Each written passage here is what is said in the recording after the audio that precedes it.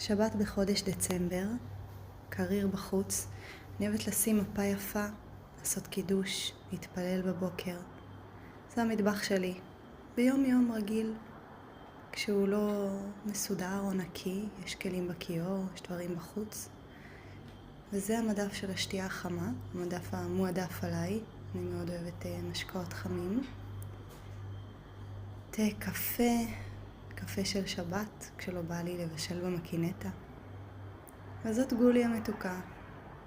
בשבתות כאלה בדרך כלל אם אני לא מתארחת או מארחת, אני אוהבת לשחק עם החתולים, להיות איתם, ליהנות.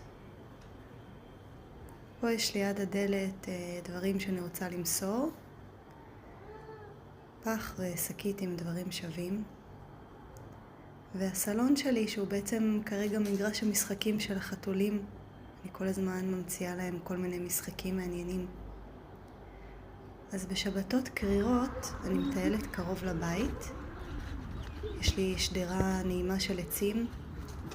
אני אוהבת ללכת דווקא על הדשא, דווקא על האדמה. הרבה פעמים להרגיש אותה, להרגיש את העלים, להרגיש את העצים. ממש ממש נעים בחוץ. קריר אבל נעים.